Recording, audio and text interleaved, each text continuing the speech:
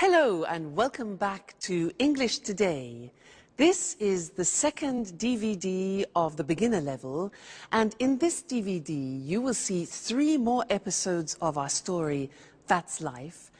And then in our special TV programs there will be a debate about low-cost airlines and an interview with a sports expert about football training. Then, in the grammar section, we will study the simple present, frequency adverbs, some and any, there is, there are, and also making suggestions. Now remember, if you have problems understanding anything, use the subtitles. Okay, so enjoy studying and have fun.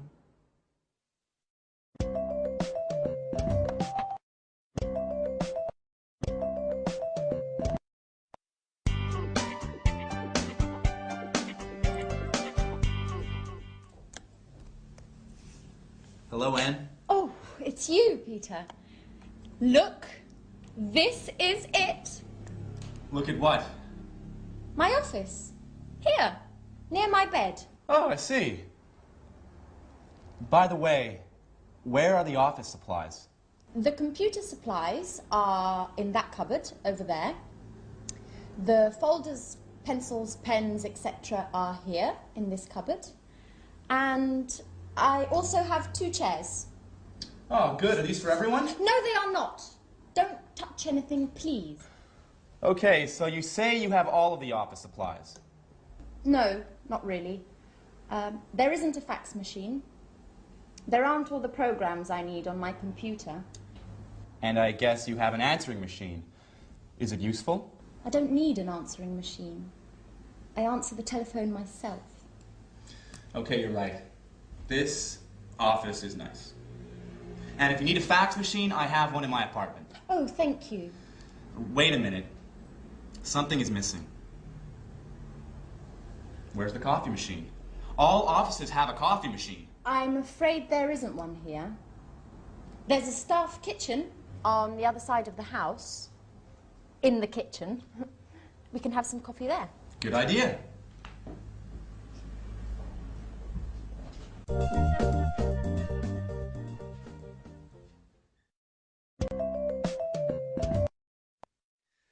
Hello and welcome back to English Today.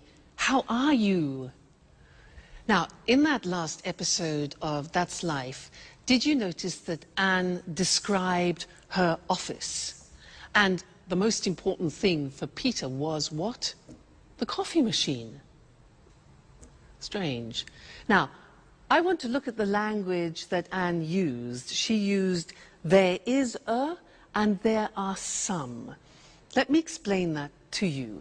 Now, if you have a single object, for example, like a glass, then we say there is a glass on the table, or there is a hat on the table, or there is a computer on the table. Okay? Now that changes when we have more than one object. Like these pens, for example. We say there are some pens on the table. Okay? There are some pens on the table. And therefore, in this example here, books, there are some books on the table. There are some CDs on the table. So you see how it changes. Now, let's go and look at that on the screen. You can see it written. So we said, with singular objects, we say there is. The examples are, there's a computer in Anne's office. There isn't a fax machine. That's the negative. There isn't a fax machine. There's a table in the studio, and there isn't a coffee machine, which Peter can't believe. Now look at the plural form. We say there are some office supplies in the office, and there are some pens and pencils, okay? And we also use that for the exact number of plural objects. So, for example, there are 2 chairs in Anne's office, and there are 4 pictures, for example, in her studio. All right, so that's an introduction to there is and there are some. Now, in the next lesson, we're going to look at the difference between some and any, which is very important. So listen out for that in the next episode, and then come back here and we'll work on it. All right? See you later. Bye.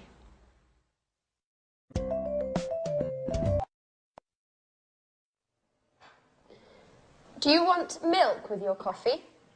There's a bottle in the back of the fridge. I prefer it without milk, but with some sugar. Oh, I'm afraid there isn't any sugar. Well, that's okay. Black coffee is good too. Do you have any of those great cookies? Oh, yes. There are some cookies over here.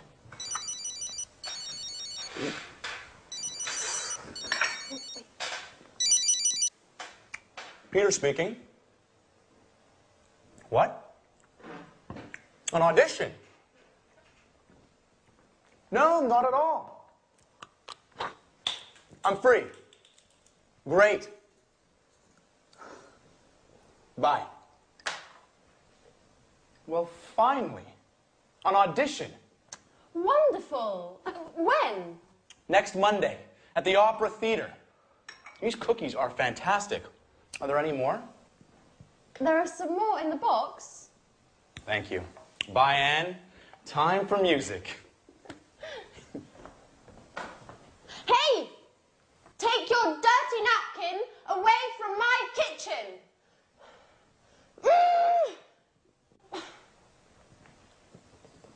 It's nice to have you as my new office neighbour.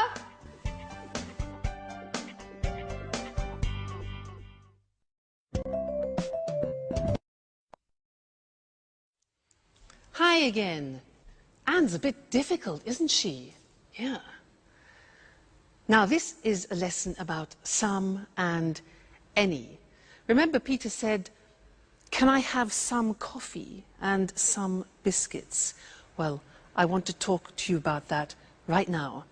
Now, in order to understand some and any, we have to understand the difference between countable objects and uncountable objects. So, these things here are ingredients to make a wonderful English lemon cake. Let's divide them into countable objects and uncountable objects. Let's start with these. Now, these are lemons. Countable means you can count them. Uncountable means you can't count them. Can you count these? Yeah, 1, 2. So, these are countable, so there are some lemons. Now, what about these? These are nuts. Can you count these? Yeah, 1, 2, 3, etc. So they are also countable. So we say there are some nuts on the table. Now, what about this? This is marmalade. Now, can you count marmalade? Well, you can count the container, but not the marmalade inside. So this is uncountable, and we say in English, there is some marmalade. It's a singular verb. So we put it here, it's uncountable. Okay? Now, let's look at this. What's this? This is salt. Salt. Now, is this countable or uncountable for you? Countable or uncountable? Well, it is very difficult to count all the little bits of salt, so this is uncountable. We put it here, all right? Now, next thing, these two, eggs. Countable, uncountable, 1, 2, countable. There are some eggs. This here is spices. Spices. Now, these you can count. So we say there are some spices. What about this? Milk. You can count the bottle, but can you count the liquid? No. So all liquids are uncountable, and we say there is some milk. There is some milk. So singular verb. Put that there. Now, what have we got here? Butter. Butter. Can we count that? Well, we can count a packet, yes, but the butter inside? Exactly, no, we can't count butter. So there is some butter, we put it here. Good. Now, what else have we got? Flour. You know, flour we use to make pizza, to make cakes. Is that countable? Exactly, it's not countable. It's like salt, like sugar, like coffee. So we put this here, uncountable. And the last thing, this. What's this? Water. Is water countable? No, it's not. So water goes with the uncountable. There is some water. It's quite difficult, hey? Let's look at the screen to see that written, all right? And we will do a general summary. So we said countable objects in the plural. In the positive form, we say there are some lemons on the table. There are some CDs on the table. There are some eggs on the table. So that's countable. Now the negative is there aren't any, we use any, there aren't any cigarettes on the table. There aren't any biscuits, important, any for the negative. There aren't any magazines, for example, all right? Now, questions. Here again, we use the word any. We use any in the negative and any in the questions. So, are there any glasses on the table? Are there any books on the table? Are there any pens? All right, so some in the positive, any in the negative, and the question form. Good. Now, let's move on to uncountable objects. These ones here. The examples are, there is, singular verb, some sugar on the table. There is some flour on the table. There is some water on the table. Okay? Negative, again, we use any. We say there isn't any bread on the table. There isn't any wine, a liquid, on the table. There isn't any chocolate on the table, all right? Questions, again, with the singular verb and any. Is there any money on the table? Is there any pasta? Unfortunately not. And is there any beer? Okay? Now, I want to add one more thing to this lesson, and it's the words this, that, these, those. Let me explain. With one object, you say this CD when it's close to you, this CD. But when it's distant from you, far away, you say that CD, this, that. All right? We hear this very often. Let me take two, plural. Now we say these CDs. When they're far from you, we say those CDs. Okay? So these, those, one, this, that. Let's see that on the screen. So this book, plural, these books when they're close to you, and that chair, for example, and those chairs when they're distant from you. That's a big lesson, hey? There's a lot to remember. So we have some and any, countable and uncountable, this, that, these, those. Whew! You have a lot to do at home to study there. Anyway, no problem, because you're great students. So We'll meet again in the studio very soon for some more English. Take care. Bye for now.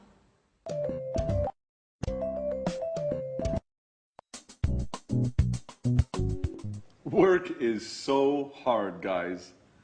I wake up at 6:30 every day, have breakfast, and take the train to work. Every day. I know. I get up at 7, but I have a friend at work who usually gets up at 6. Why? That's too early. It takes him an hour to drive to work. Wow, that's a long drive. Yes. But he lives in the country. I think he's lucky. Every weekend he can go for walks in the woods, not in traffic jams. I guess that's pretty nice. He lives in the countryside, but works in the city. A pretty nice combination. What about you, Sharon? What time do you wake up? I usually get up at about 9 o'clock, but I live in the city. It's easy to get to work. Yes, but you get home very late. Often 6:30 or 7. You know, I sometimes have 5 or 6 groups of tourists a day. You work too much, my dear. And you sing too much, Peter.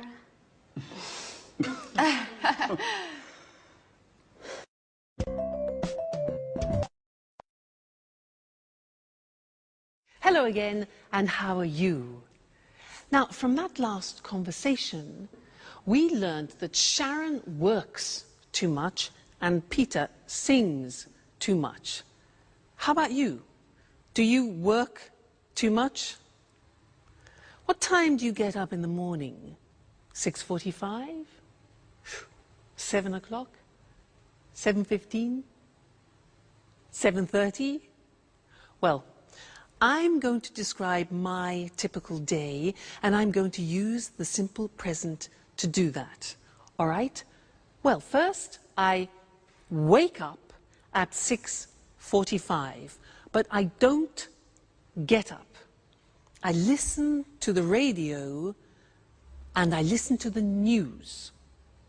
Then after, I slowly get up. That's difficult. And I take a shower. I take a shower. I get dressed. And then I go for a walk with Suki. Then we have breakfast together. She has dog biscuits, and I have toast, marmalade, and butter. Then I go to work on my scooter. Now, my boyfriend has a different day because he goes to work at 8 o'clock at night. Remember, he's a jazz musician. Now, did you notice I said he goes to work? That's because with the third person we add an S, goes. He goes to work at 8 o'clock and he comes home at 3 o'clock in the morning because he plays jazz concerts. Then he goes to bed and he gets up at lunchtime at 1 o'clock. So we meet at dinner, which is, you know, we don't have much time together, but that's life. Now that was the simple present tense, and now we're going to see that on the screen. Very, very important, this grammatical form. So, I work, you work, he, she, it works, she works, it works, we work, you work, they work. Now, very often you forget to put the S on the third person, so I have another teaching assistant who will help you to remember, Mr. Snakes. He is here to help you remember to put the S on the third person. So listen, I work at home, you work every day, he works. at night. She works in an office. It works all week. We work together. You work full-time. They work at weekends. So remember, it's not difficult, the simple present in English. I work, you work, he works, she works, it works. Don't forget, Mr. Snake, don't forget the S, the third person. All right?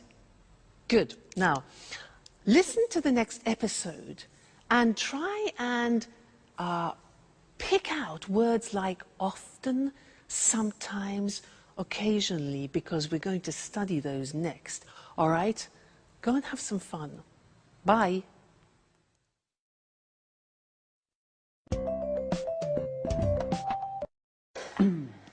Alice, I bet you don't wake up at 6 o'clock every day. Tell us something about your typical day at university. Well, I sometimes have classes in the morning, but I usually have classes in the afternoon. On Mondays, I always attend lectures in the morning. And where do you study? I usually study in the library, but I sometimes study at home too, when I don't have classes in the morning. My friend David also studies at your university. Do you remember him? David Leary? Yes, I occasionally see him in the library, and sometimes in the park. In the park? Doing what? He likes studying there. He takes his books, finds a nice park bench, and reads there. Not a bad idea. You can study and enjoy nature at the same time. Yes, I like the park too. Unfortunately, I often need books that are in the library. And what about lunch? Do you usually make sandwiches and take them with you? Oh no, I hate cooking. I usually have lunch in the cafeteria with friends. Oh, I do just the opposite. I usually cook lunch at home. I seldom have a quick lunch at coffee shops. Okay, guys. Stop with this boring talk. What about fun? Do any of you do anything besides working and studying? It's Friday, remember? You're right, Jack. I'm so happy it's Friday. Me too. It's weekend time. Time for shopping.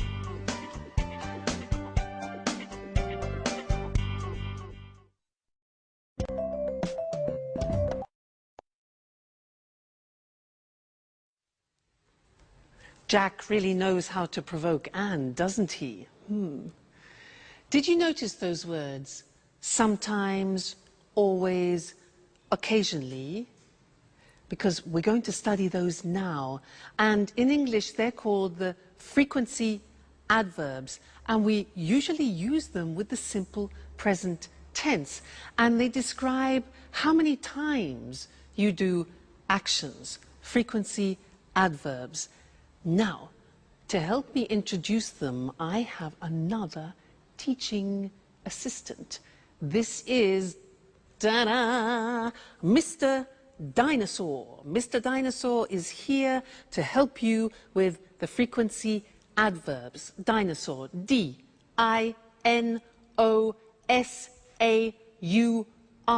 Now, let's see at the screen how Mr. Dinosaur is going to help you. Well, look at the screen. Now, we're talking about adverbs of frequency, things which describe how often you do something, like habitual actions.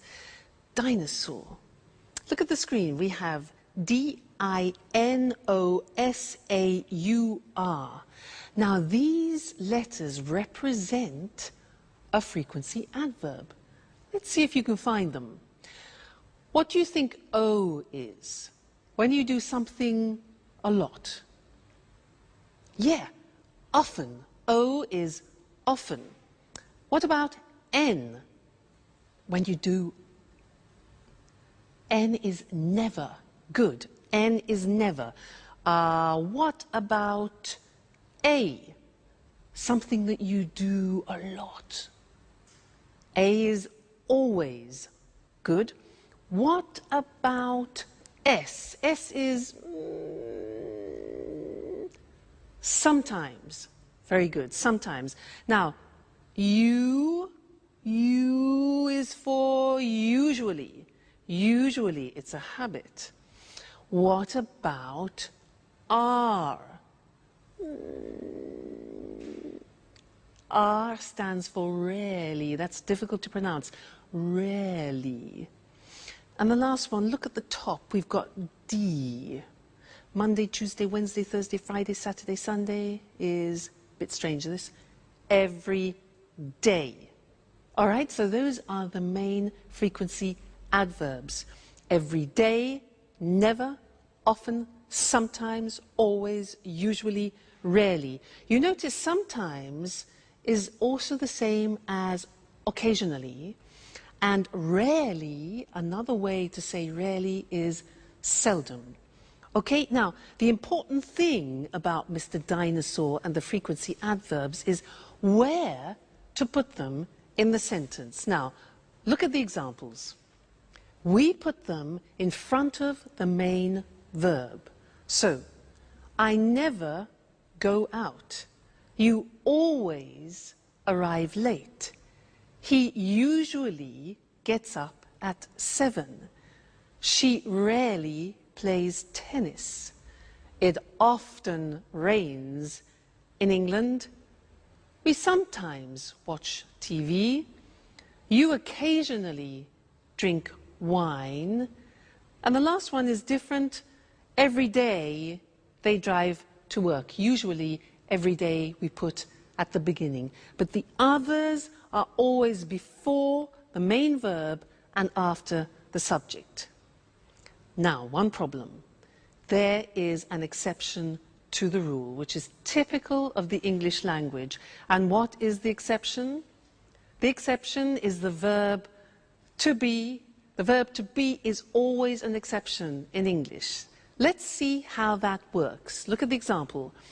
He isn't often late. We are sometimes in a hurry. You see the position. The position of the frequency adverb is after the verb to be, not before. And that's the rule. So he isn't often late. We're sometimes in a hurry. They're never at home. And I'm always tired. So those are the frequency adverbs, very important, and we use them to describe our habitual actions. Now, in the next episode of That's Life, listen for this word, enough. Enough. It's a very strange word, because we're going to talk about that in the next lesson here in the studio. So, go and see That's Life. Bye.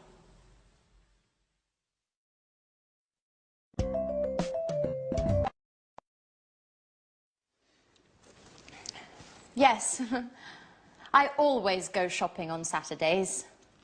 The first thing I do on Saturday is drive to the supermarket. I sometimes go shopping on Saturdays, but usually I sleep late. I'm always so tired on Saturdays. I'm never tired on the weekend. The weekend is a time for fun. I paint, go jogging, go out with some friends. Unfortunately, I sometimes have to study. Oh, I sometimes do a little work at the weekend.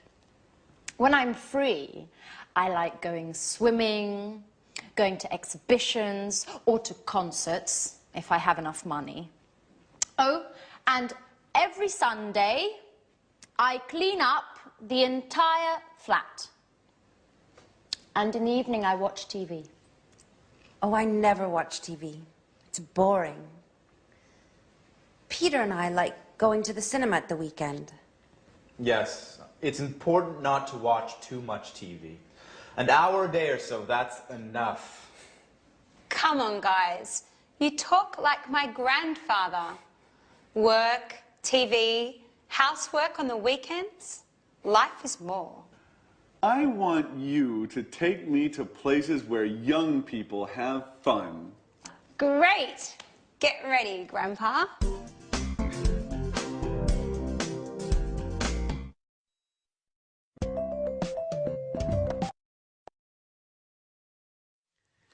Hello and welcome back again to English Today, your live English language program. Now, did you notice how Anne said that she loves going to concerts and exhibitions, but she doesn't have enough money? Now, this word enough, it's written E-N-O-U-G-H. The pronunciation is enough. What does it mean? Let me show you. I have a ticket here for a concert, okay? This is 45 euro.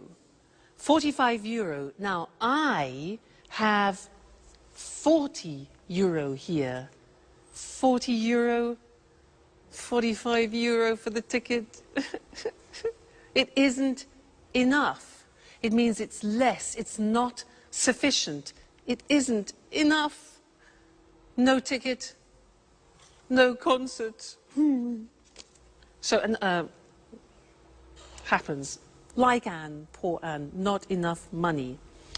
Now, another example, you ask me, can I have a glass of water? And I say, sure. So, here you are. You say, what? Excuse me, it's not enough. Not enough, it's not sufficient. Oh, I say, okay, fine. So, glass of water, here we go. And you say, oh, it's too much. Too much. Now, that is the opposite. When something is in excess, it's too much. Let's go back to the ticket. For example, imagine that the theatre ticket has a discount. Now it only costs 30 euro. 30 euro. I've got 40 euro, which is too much. In excess, too much. But that's great. That's not a problem. That's great. I can go to the concert. Okay? So, that's enough, too much. Now, one more word. It's a small word, and it's so. When do we use so? If I say to you, you are so intelligent, that describes an emphasis. You are so intelligent. You could also say, the glass is so full. Okay? So is to express an emphasis of something. So, we've studied enough, too much, and so. Let's look at those on the screen now to help you, okay? Enough, pronunciation, enough, when something isn't sufficient. There isn't enough water in the glass. There isn't enough money. Then we can also use it with an adjective. The glass isn't full enough. After an adjective, it isn't full enough. Let's move on to too when we talk about something in excess. So, there's too much water in the glass. There's too much money. Great. There are too many coins. Now, many is because we use it with countable things. There are too many coins. We can use it with an adjective. For example, the ticket is too expensive. The glass is too full. All right? Then the last thing was so. When you want to emphasize something, the ticket is so expensive. The glass is so full, or you are so intelligent. Fantastic. So that's the end of this lesson. Remember, enough, too much or too many, and so.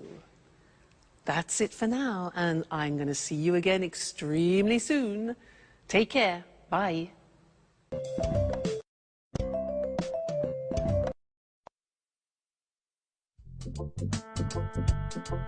May I ask you a question, Alice? Sure, ask any question you like. I'm an open book. Do you have a boyfriend? Well, I go out with some boys, but that's nothing serious. According to my birth chart, I need some Taurians. But that's not easy now that Saturn is in Leo. I see.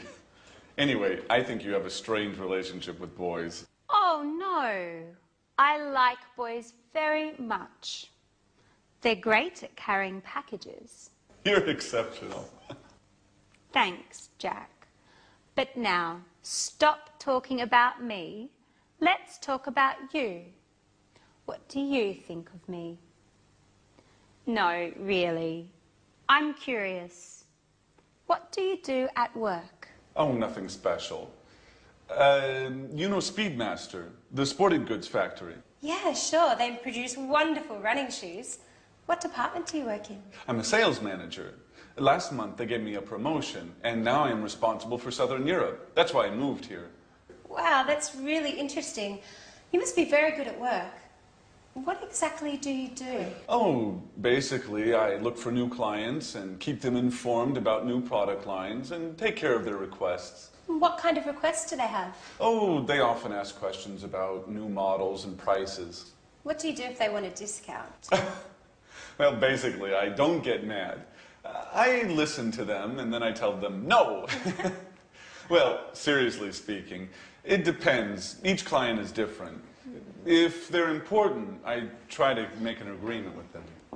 Hi, Anne. Hi, Sharon. Where's Peter? Oh, Peter's preparing his audition. Well, tell Peter I wish him good luck. Do you really care?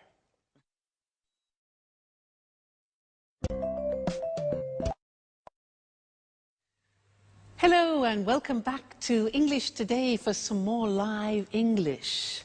Now, Jack, does he really care for Sharon?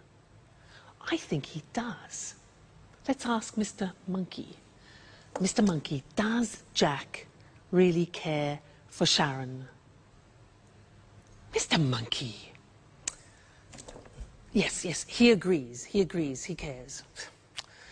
Now, in that episode, there were a lot of questions, and I want to practice that with you now. And to do that, we are going to have a quiz. I am going to change profession. I am no longer an English teacher. I have a different job. I will ask 10 questions. I will give the answers, and you must guess my new job. Now, if you guess it correctly, I will play a flight for you to go to London for a romantic weekend. How about that? Flight to London? So 10 questions. Listen carefully. Number 1. Do I work in an office? No, I don't. Number 2. Do I work outside? Well, yes, actually, I do sometimes work outside. Next, do I have special qualifications? Oh, yes, I have special qualifications for my job. Okay, next one. Do I work at weekends? Yes, I do, actually. Most weekends I work. So, I don't work in an office. I work outside sometimes. I have special qualifications, and I work at weekends. Okay, next one. Do you travel a lot?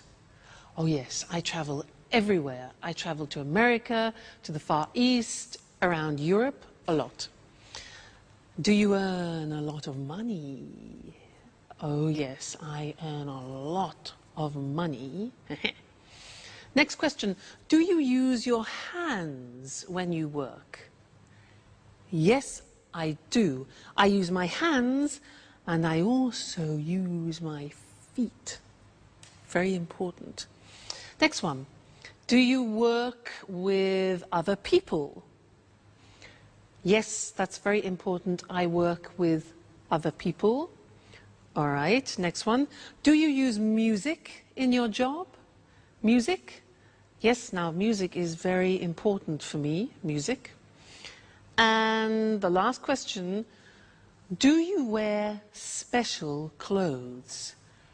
Well, yes. For my job, I have special clothes, I have special shoes, particular shoes, and I do my hair in a special way. So, I use my hands and my feet. I work with other people. I use music. I earn a lot of money. I wear special clothes. And I travel a lot. So, what's my job? No. No. No. It's difficult. Shall I tell you? I'm a prima ballerina. I won, you lost. No London, no flight to London. Next time, there'll be another quiz. All right, good. So, let's look at the grammar that we've just used for asking questions, okay? Now, we have the question form with the question word like when, the auxiliary, do, I, the subject, and then arrive, which is the verb. So, when do I arrive? Okay, that's a typical question in the simple present. Look at the next one. What do you do at work? What do you do? Next one now, this is important, and we need Mr. Snake, because it's who does he work with? Remember, does, third person, the S, do becomes does. So, who does he work with? Next one, why does she study? Third person. How much does it cost? Again, third person, it.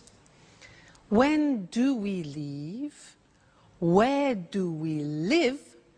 And how do they speak English? Okay, so remember, third person does is the auxiliary plus the infinitive. All right, so those are the English question forms. Now, in the next episode, listen out for the negative form, and then we'll study that together. Okay, so have fun studying, and I'll see you again very soon. Bye.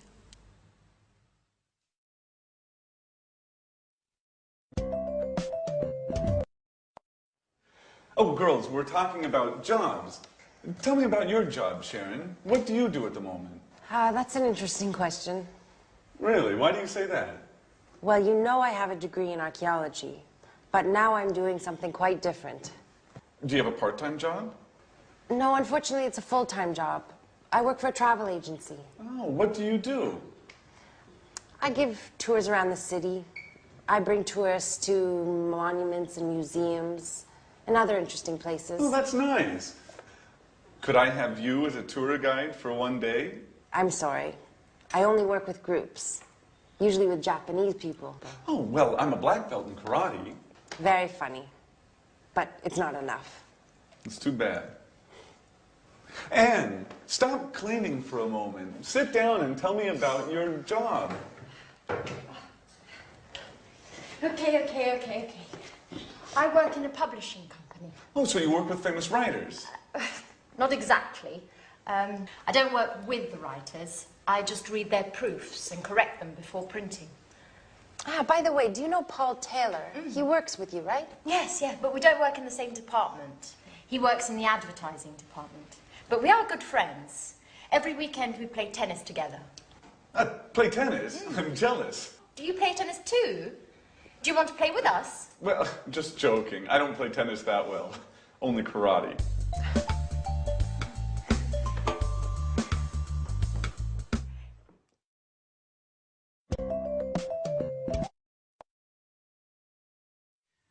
Jack, I don't play tennis very well.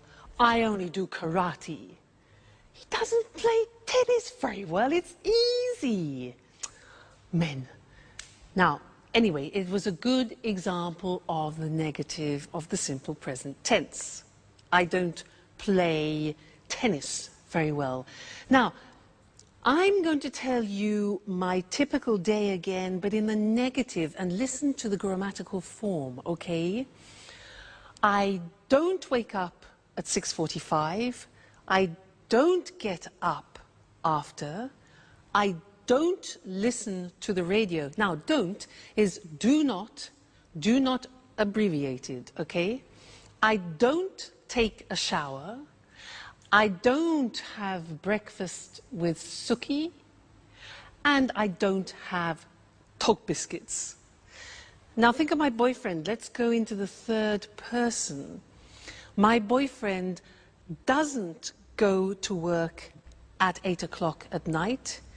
He doesn't play the saxophone, he plays the double bass. Now, doesn't is does not contracted. Doesn't, okay? Plus the infinitive. So he doesn't play, let's say, at 1 o'clock in the morning.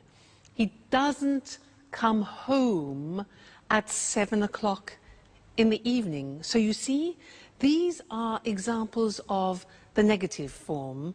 And now we need to go and look at the screen because we need to see how that works in comparison to the positive form.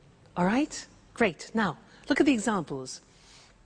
I don't teach on Sundays. Do not becomes don't. I don't teach on Sundays. You don't know my parents. Jack doesn't, does not. Jack doesn't play tennis well. Alice doesn't have a boyfriend. The house doesn't belong to Anne. Third person, doesn't. We don't work part-time. You don't know Anne's aunt. And Alice and Sharon don't live together. All right, so now we have studied the positive form, the question form, and the negative form of the present tense. So a whole world opens up for you, okay? Well, you just keep studying and we'll meet again here for another live show very soon. All right, take care. Bye.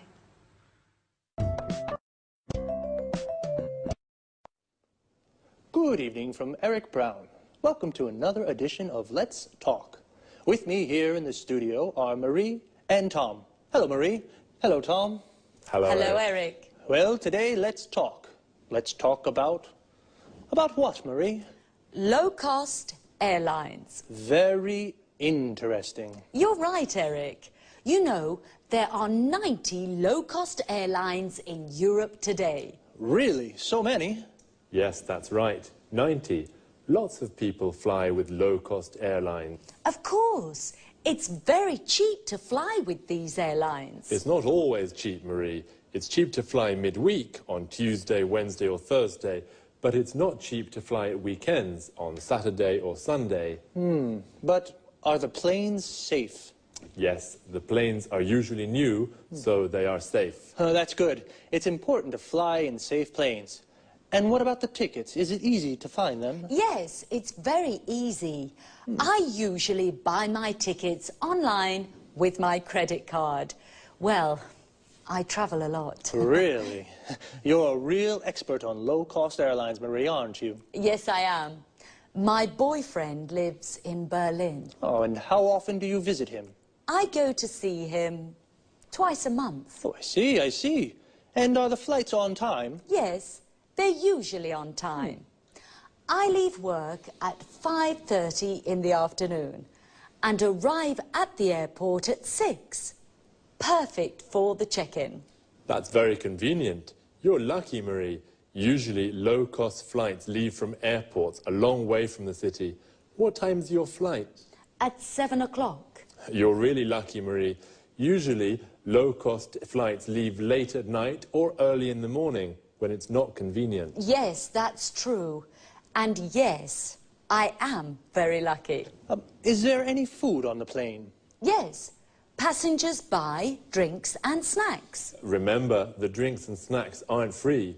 You have to pay even for a glass of water. That's true, but it doesn't matter. I arrive in Berlin at 8:30, just in time for a pizza with my boyfriend at Bella Napoli. A very good pizzeria, the best one in Berlin. Oh, that's great, but for us, it's time to say goodbye. Okay, low-cost airlines. Today, there are many low-cost airlines throughout Europe. They are very easy to use, and they are cheap. And the planes are safe, and they are usually on time. Very interesting. Very, very interesting. Thank you, Marie. Thank you. And thank you, Tom. Thank you. And goodbye. And see you again soon on another edition of Let's Talk. Well, low-cost airlines really make traveling easy. For many people, flying is very simple, like taking a bus.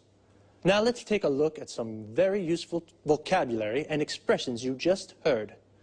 The check-in is the place where you show your passport and leave your luggage. In English, it is also a verb. We say, I check in at 7, or where's the check-in for Berlin? When we talk about cheap prices, we mean it doesn't cost very much, and expensive means it costs a lot. My ticket to Berlin is 600 euros. It's expensive. Your ticket is 100 euros. It's cheap. Her ticket is 30 euros. That's very cheap. To say what airline we use, we say fly with, followed by the name of the airline. I fly with Air Liverpool, or the type of airline. I fly with low-cost airlines. And what about when you want to ask if the plane is late? We can say, are the flights on time? If the flight is at 7 and it goes at 7, it is on time. But if the flight is at 7 and it goes at 10, it's late. Marie said, I buy my tickets online. This means she uses the internet to buy her ticket. What other things can you do online? Here are some examples. I reserve hotel rooms online. I don't call the hotel on the phone to reserve a room. I use the internet. I check my bank account online. I use the internet to see how much money I have in my account. I pay my bills online. I use the internet to pay the electricity bill, the water bill, the gas bill. Wow, we can really do a lot of things online. Okay, just 2 more things before we say goodbye. The first is frequency. When we say how often we do something, I asked Marie, how often do you visit him? And she said twice a month. Twice a month means 2 times in a month. Once a month means 1 time in a month. But when we do something more than 2 times, we say 3 times a month, 4 times a month, etc.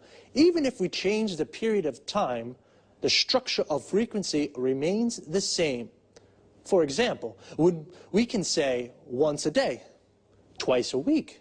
But remember, we say 3 times a year, 4 times a week. One last thing. Notice the preposition after arrive. When we arrive in a place like a station, airport, shop, we say, I arrive at the airport at 6. But when we arrive in a city or country, we say, I arrive in Berlin at 8:30. So, we say, I arrive at the station, I arrive at the airport, but I arrive in London or I arrive in Madrid. That's about it for now. Take care and see you soon.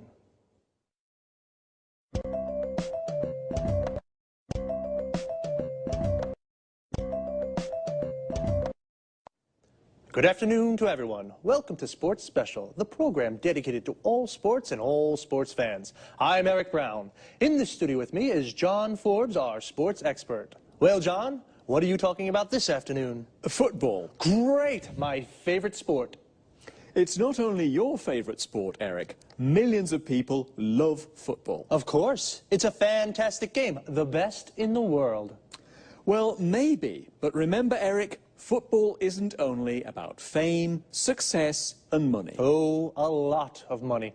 Professional footballers earn millions of euros. That's true. But football is also about hard work, fitness training, stretching and jogging almost every day. Really? How often do professional players train? They go jogging every day at 8 in the morning, and then they work out in the gym. Ah, so much exercise. And that's not all. Really? What do you mean? Well, they also practice football 3 or 4 times a week with the team. And where do they train? They usually do fitness training at the football ground. First they do stretching, then they practice shooting. Is the coach with them during the training? Yes, of course. The coach is very important for the team. He shows the players good techniques for passing, dribbling and heading. And he decides who plays in the matches. How many matches are there in a football championship? 30, more or less. You know, football championships take place in the winter, usually from September until June. And when do they play matches? At weekends, but the big clubs also play during the week for the European Cups. Oh, championships, European Cups, training. Footballers are very busy. Yes, they are. The only time they rest is in the summer. Well, holidays only in the summer, but what about fun? For example, can the players have a beer after a match? Of course, Eric, especially if they win. A beer is a perfect way to celebrate a victory. Well, a footballer's training routine is very hard, but it is very rewarding too. Okay, thanks to our expert, John Forbes. And goodbye to all football fans and sports lovers. See you again soon for a new edition of Sports Special. First of all, football and soccer are the same thing. Football is the British word, and soccer is the American form. But they are exactly the same thing. So, let's take a look at some of the vocabulary we use to talk about football. Do you like football? If you do, then you are a football fan. Like me. Do you support a team? I support Inter. We say that we support a team when we are a fan of that team. So, what is a team? It's the group of players that play together. For example, Manchester United is a football team. A person who plays football as a job is called a professional footballer or a professional football player. Footballer and football player are the same thing. A football player is a footballer. And every team has a coach. A coach is the person who prepares the team. He teaches techniques and how to play well. So, 11 football players make a team, and when 2 teams play against each other, they play a match. But as John told us, footballers don't only play matches, they do a lot of training.